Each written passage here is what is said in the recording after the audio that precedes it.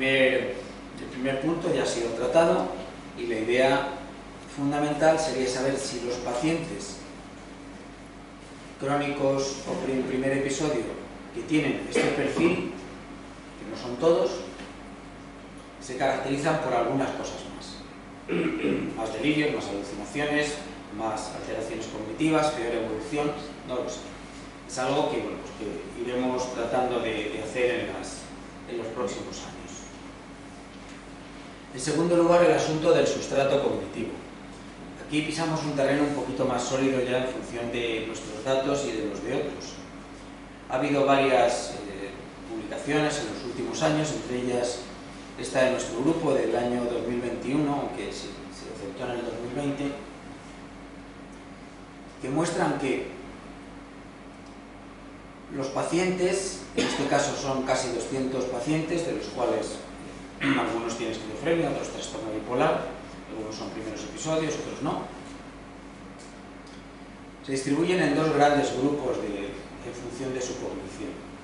Aquellos que tienen una alteración cognitiva más profunda y otros que tienen una alteración cognitiva leve respecto de los sujetos sanos. Si nos fijamos en el rendimiento de los controles sanos, que son estas barricas de aquí, vemos que si comparamos cada una de ellas, que corresponde cada color a una dimensión cognitiva, la memoria verbal, por ejemplo, pues hay un grupo que tiene unos rendimientos muchísimo más bajos y otro grupo un rendimiento un poquito más bajo, pero no demasiado. Y esto se cumple absolutamente para todo, para la memoria operativa, para la velocidad motora. Acordaros de la relación que tenía la velocidad motora con las experiencias anormales, con la fluidez verbal, con la capacidad de hacer una tarea sencilla más o menos deprisa y con las funciones ejecutivas. De manera interesante, este tipo cognitivo, ya os digo que aquí estaban mezclados en cada clúster, en cada grupo, pacientes con un primer episodio de manera homogénea, pacientes crónicos también de manera homogénea. Una de las diferencias biológicas que encontramos después de caracterizar a los pacientes, es decir, lo que hicimos fue primero encontrar a qué clúster pertenecían y después examinar características biológicas a priori importantes. Pues encontramos que los del grupo que tenían un mayor problema cognitivo tenían lo que ha enunciado antes Alejandro, que es la fuerza cognitiva, es un grado de sincronía mucho más alto entre la actividad eléctrica conjunta de todas las regiones del cerebro. Es decir, valorando con un parámetro electroencefalográfico que tiene que ver con la sincronía de las señales, que sabemos que tiene que ver con la activación conjunta, vemos que los pacientes que están caracterizados por un peor déficit o por un peor rendimiento cognitivo tienen una activación global conjunta mucho más alta en reposo que la que tienen los pacientes con un rendimiento cognitivo mayor. No hay diferencias en el tratamiento entre ambos, es decir, esto no parece deberse a que uno reciba más tratamiento. Y también, por resultados de otros trabajos, sí os podemos decir que los grupos de pacientes con trastorno bipolar que tienen una mayor, que reciben tratamiento con antipsicóticos no difieren en este parámetro de hiperactivación global respecto de los sujetos sanos. Respecto de los sujetos que no reciben tratamiento antipsicótico. ¿Qué más diferencias hay entre estos pacientes con mayor déficit cognitivo y los que tienen un rendimiento cognitivo mejor? Pues una cosa muy importante. Desde el punto de vista anatómico, os sonará que durante mucho tiempo ha estado de moda, entre comillas, decir que los pacientes con esquizofrenia tenían un hipocampo de un menor volumen.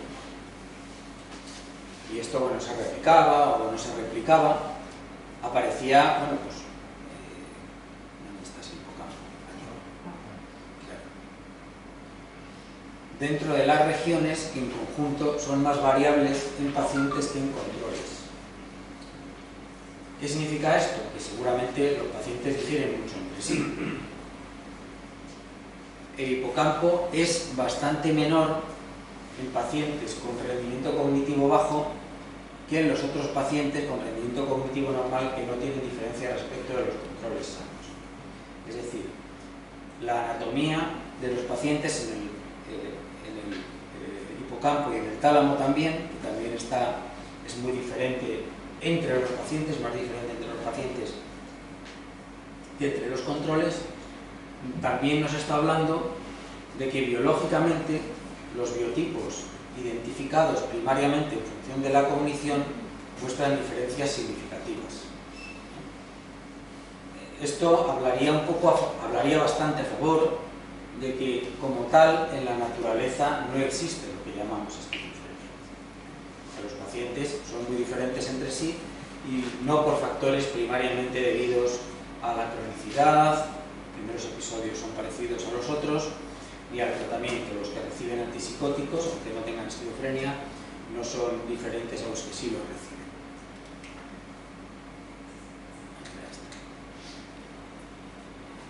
Desde el punto de vista cognitivo, como nos ha mostrado antes Marta, había una relación importante entre aquellos pacientes que tenían una cognición más alterada con sus puntuaciones. Quiere decir que había una relación significativa entre la alteración cognitiva y el grado de experiencias anormales, de autoexperiencias anormales. Podría ser que los pacientes que tuvieran, que dentro de ese, que los pacientes con autoexperiencias anormales fueran los que tienen precisamente, los que caen precisamente dentro de ese biotipo cognitivo deficitario. Es algo que tenemos que estudiar. En mi presentación no os voy a dar demasiadas respuestas porque son cosas que están en el proceso. Estamos, como ya comenté ayer o hoy, no me acuerdo, reuniendo una muestra mucho más amplia para tratar de demostrar algunas hipótesis. En una primera aproximación, pues vemos que los pacientes que caen en el clúster de déficit grave no se diferencian en experiencias anormales de los que caen dentro del clúster moderado. Pero claro, tenemos 12 en el clúster, 12 de los 198 que están incluidos en el estudio anterior y que caen dentro del clúster gravemente deficitario, también tienen realizada la exploración de las autoexperiencias anormales, son muy poquitos. Y 20 dentro del clúster de déficit moderado. Por ahora esta idea no la confirmamos, pero desde luego los datos, la muestra que tenemos no nos permite descartarla y pensamos que las correlaciones entre autoexperiencias anormales y déficit cognitivo nos permiten sustentar todavía el estudio de esta posibilidad.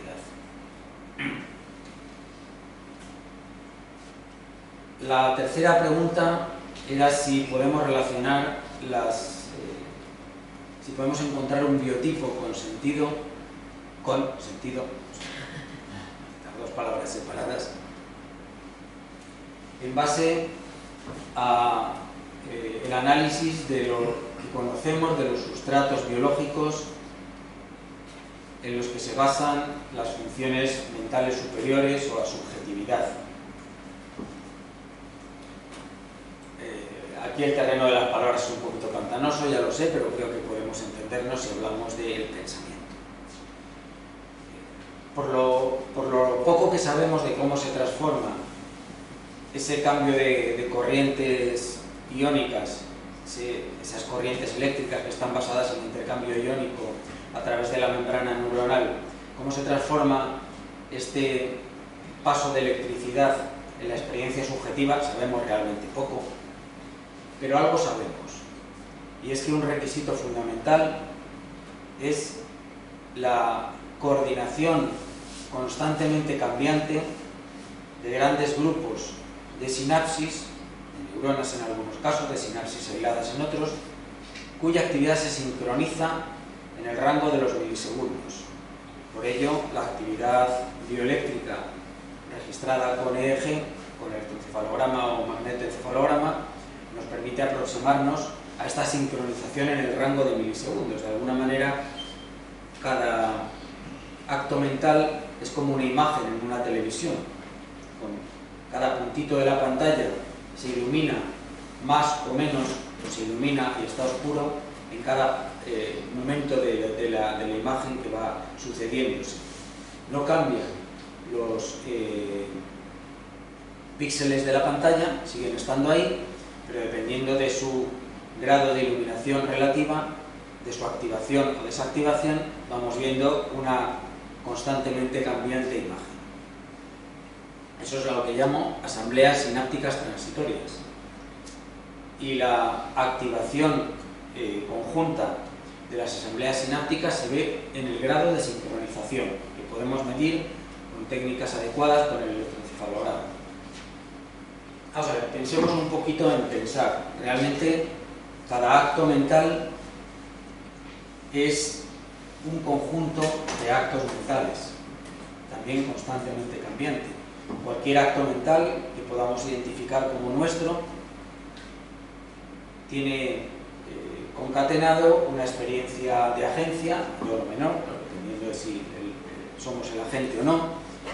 Habitualmente tiene que ver con recuerdos, evoca memorias que a su vez se relacionan con emociones, con afectos, puede evocar planes de futuro, y suele tener relación con la realidad externa a través de la percepción, una realidad externa que a su vez, aparte de estar constituida por objetos, entre comillas, objetivos, con propiedades físicas, también incluye significados e incluye el reconocimiento de que existen otras mentes a las que atribuyen a esos objetos un significado similar o diferente al que atribuimos nosotros. Es decir, existe una intersubjetividad y todo esto se relaciona de una manera constantemente cambiante en el tiempo. Es decir, cualquier acto mental, excepto los más simples, probablemente implica no una, sino muchas regiones del cerebro, y incluso todas. Es decir, el yo no podemos limitarlo a la actividad de una región, por más que haya áreas que estén especialmente vinculadas a la atribución de la vivencia individual, como hemos visto antes en la presentación de Alejandro, o a la experimentación autobiográfica, como puede ser la Default Mode Network, que nosotros la traducimos como red de modo predeterminado. Esto no es una idea mía. Este señor, que era Aristóteles, tenía el concepto de koineas thesis, que es algo bastante parecido a todo esto, pues es el sentido común en griego, pero es, más bien es el lugar donde se unen todos los sentidos, es una especie de síntesis. Y Edmund Husserl, con sus ideas de síntesis, entendía que la actividad mental es una síntesis de muchas actividades mentales también, que es ni más ni menos lo que estoy diciendo yo con este esquema. Cualquier acto mental, como decía antes, seguramente es el resultado de la emergente de la coordinación de muchas asambleas, de muchas neuronas en muchas regiones diferentes. También está enunciado también hace tiempo. Y estas asambleas son necesariamente transitorias. Duran muy poquito, duran muchas veces milisegundos, para representar los muy diferentes elementos de un acto mental, emocionales, memorísticos, perceptivos, planes de futuro, etc. La vinculación de todas estas asambleas, de la sinapsis de todas estas neuronas que vemos en el electroencefalograma, como ha comentado Rosa también, la vinculación transitoria se hace a través de lo que en inglés llamamos phase locking, o vinculación de fase, o algo así, no sé exactamente cómo lo traduciríamos, pero habitualmente usamos phase locking, y es transitorio. Es decir, la fase, es decir, el conjunto de ondas del electroencefalograma, que en diferentes regiones puede estar más o menos superpuesto, en un momento dado, durante pocos milisegundos, se pone en fase, se hacen a la vez. Y esto es un requisito para la actividad mental, para, digamos, los contenidos mentales. las neuronas que se ponen en fase pueden estar en un sitio, pueden estar en todo el cerebro. De tal manera que el examen de la actividad bioeléctrica de todo el cerebro puede ser especialmente importante para ello. A ver, examinar la actividad bioeléctrica de todo el cerebro está muy bien como idea, pero está lleno de obstáculos, porque parpadeas un poquito y el ruido bioeléctrico que mete ese parpadeo es superior al de la actividad de los electrodos que están registrando la propia actividad cerebral, entre otras muchas cosas. Es nada más que un ejemplo. La actividad que registramos en los electrodos no refleja lo que pasa justo debajo del electrodo tampoco, y además es constantemente cambiante. Entonces, claro, tener una idea de la actividad global de todo el cerebro no puede hacerse en función de la inspección visual meramente del electroencefalograma, que es a lo que podemos estar más acostumbrados, y requiere técnicas más sofisticadas de análisis, sobre todo de cómo se modula esa actividad, porque la modulación es lo que refleja esta asamblea transitoria de fases. Cuanto más en fase están, más registramos actividad. El registro de la actividad tiene que ver con el registro de grupos grandes de neuronas que están en fase. Es lo que registramos en el encefalograma. Para ello hay varias posibilidades de medida. Una de ellas es lo que llamamos entropía de la señal. A ver, la entropía es una medida que procede de la termodinámica, del segundo principio de la termodinámica. Nos dice que en un sistema abierto la entropía aumenta, es decir, el desorden aumenta, ¿no? Cuanto mayor es la entropía, mayor es el desorden. Es decir, cuanto más irregular, para entenderlo, es la señal del encefalograma, mayor es su entropía, porque digamos más desordenada, más impredecible es. Si tenemos en un momento dado, vamos a ver, aquí vemos en color, el color representa la intensidad de una determinada banda de frecuencia. En el otro eje tenemos las bandas de frecuencia. ¿Qué significa esto? Que la banda, que más o menos son 3 hercios, tiene una intensidad de frecuencia más o menos constante. Está amarilla todo el rato. Otras tienen una intensidad de frecuencia menor, porque están en colorín azul aquí, y luego van aumentando su intensidad. Es decir, cuando vamos añadiendo ondas sobrepuestas a las de la frecuencia más baja, que son estas que hay aquí al principio, cuando se van añadiendo más, va aumentando el desorden, la impredecibilidad, la irregularidad, y va aumentando su entropía. ¿Está claro más o menos lo que es la entropía en este caso? Vale. Entonces, esto nos sirve como medida global de la actividad bioeléctrica. En cada electrodo registramos un parámetro, registramos la entropía de todas las bandas, pero registramos muchos electrodos. Entonces, bueno, pues hacemos estudios globales de cómo se modifica la entropía durante el desarrollo de una tarea. Estudios de todo el cerebro. En los controles sanos, en 3 muestras diferentes, completamente diferentes, hemos encontrado que los controles sanos, fijaros, aquí es menos entropía, el color azul, más entropía, el color rojo. En los sujetos sanos, la entropía de la actividad disminuye, es decir, la señal se ordena, se hace más regular. En los pacientes, en conjunto, los que llamamos mínimamente tratados, o pacientes básicamente con primer episodio, no cambia, y en los crónicos también cambia muy poco. La diferencia es evidente. En otra muestra diferente, pues exactamente igual, y en una tercera muestra diferente también. También comprobamos, por lo de los bipolares que os he contado, que esto no se debe al problema de la medicación.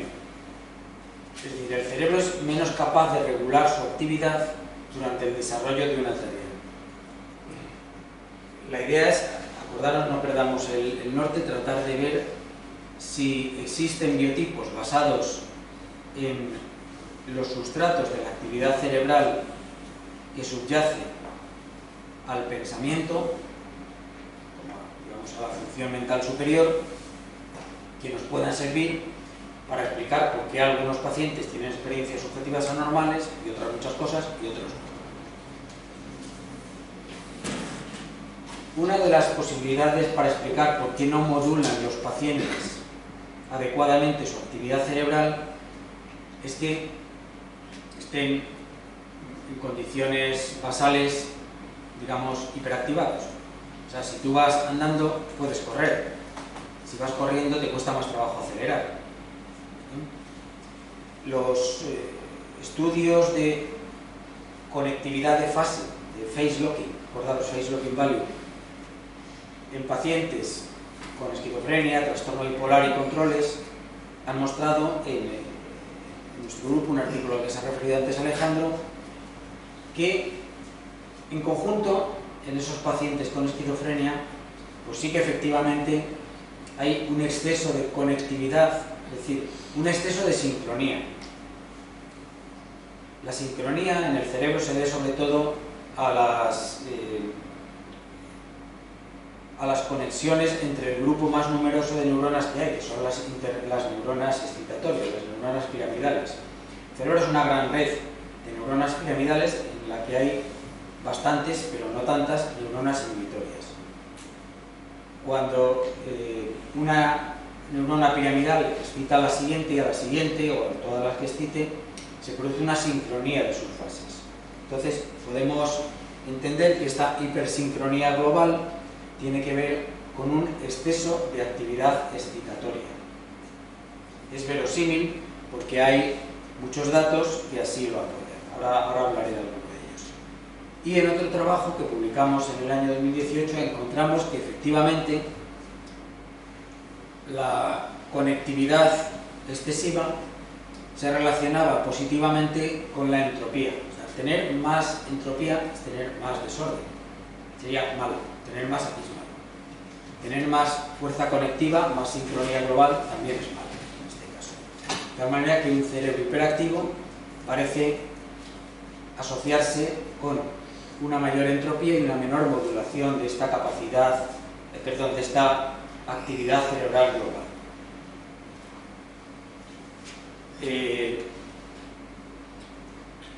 Si vamos a algo que todavía no hemos hecho, que es un resultado súper preliminar, tan preliminar que es de ayer, vemos que la puntuación total en experiencias anormales